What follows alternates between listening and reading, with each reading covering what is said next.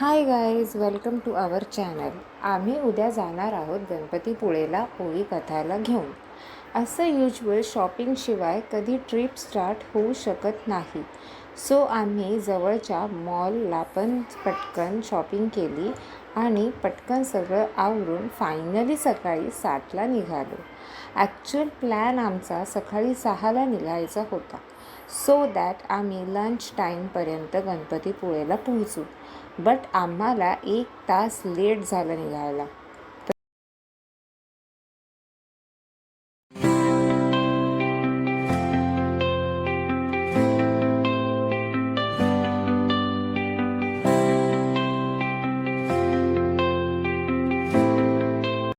प्रवासात ओवी कथा बराच वेळ झोपून होत्या, सो आम्हाला जास्त हॉल्ट घ्यायची गरज पडली नाही.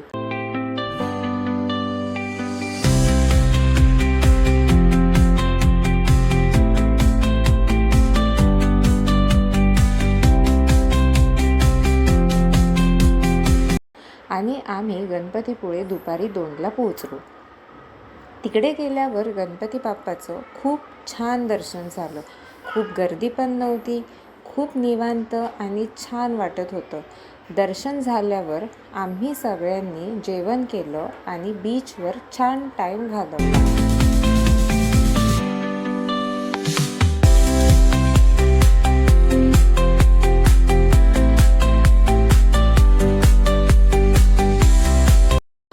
गणपतीपुळेवरून आम्हाला पुढे आरेवारे बीचला जायचं होतं.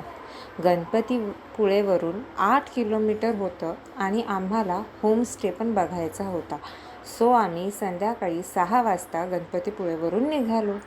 जातानाच आम्हाला खूप छान असा सनसेट व्ह्यू आरेवारे बीच जवळच बघायला भेटला.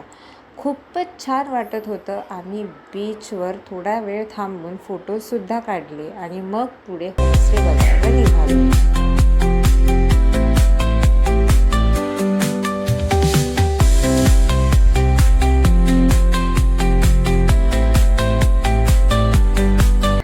आरेवारे बीचपासून जवळच आम्हाला एक खूप छान असं होमस्टे भेटला. सुरुवातीला आम्हाला त्रास झाला शोधायला, कारण सगळे होमस्टे फुल सांगत होते. आम्हाला वाटलं ऑफ सीझन आहे, सो ऑनलाईन करायला नको, इकडे आलं की बघू.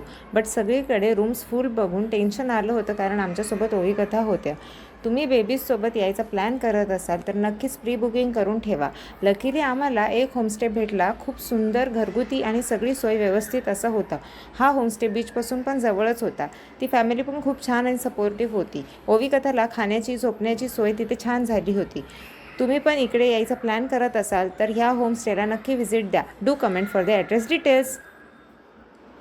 दुसऱ्या दिवशी चहा नाश्ता आवरून सगळे आरेवारे बीचला गेलो. तिथे ओवी कथाला एवढं एन्जॉय करताना बघून खरंच खूपच आनंद झाला. ट्विन्स असल्यामुळे आम्हाला त्यांना घेऊन जास्त फिरता येत नव्हतं. बट त्यांची ही रिॲक्शन आणि एन्जॉय बघून आता मात्र त्यांना सारखं असं वेगवेगळे एक्सपिरियन्सेस द्यायला हवे असं वाटायला लागलं होतं.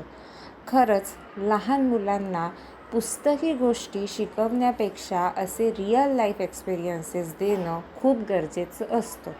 यामधूनच त्यांची मेमरी स्ट्रॉंग, शार्प बनते. ओवीला तर फक्त समुद्राकडेच जायचं होतं, सारखी पाण्याकडेच पळायची. कथाची आधी थोडी चिडचिड झाली, बट नंतर ती पण खूप छान एन्जॉय करायला लागली. दोघी पण पाण्यात मस्त नाचत उधळत होत्या.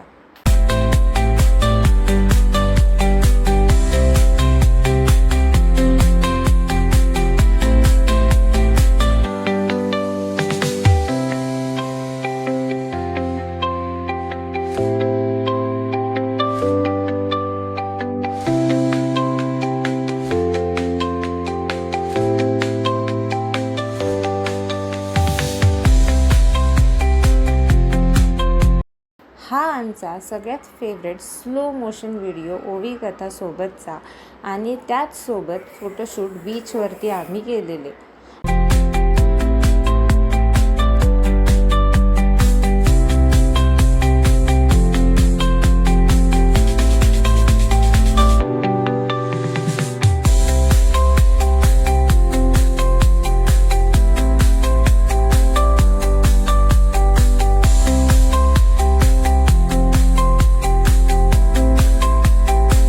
आजीसोबत ओवी कथाने कॅमल राईड पण केली. सुरुवातीला खूप घाबरल्या होत्या दोघी पण नंतर त्यांनी खूप छान असा एन्जॉय केला. कथा तर नंतर उतरायला पण नको म्हणत होती.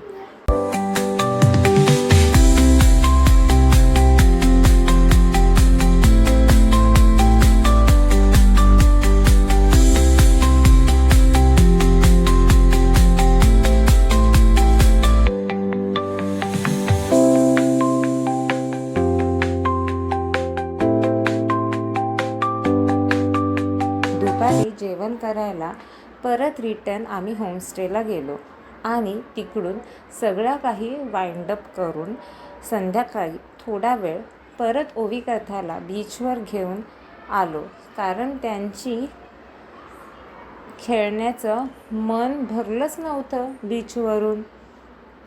दोघी पण मस्त बीच सँड किड्ससोबत खेळायला लागल्या होत्या. खूप छान रमल्या होत्या त्या. बट आम्हाला परत रिटर्नसाठी निघायचं होतं, सो आम्ही हे सगळं शॉर्टमध्येच आटोपलं. थोडे फोटोज काढले आणि परत घरी यायला निघालो. तुम्हाला हा व्लॉग कसा वाटला नक्की कळवा कमेंट करून, आणि आवडला असेल तर नक्कीच चॅनलला लाईक, सबस्क्राईब आणि शेअर करायला विसरू नका. थँक्यू. भेटूया पुन्हा नेक्स्ट व्लॉगमध्ये. Bye bye.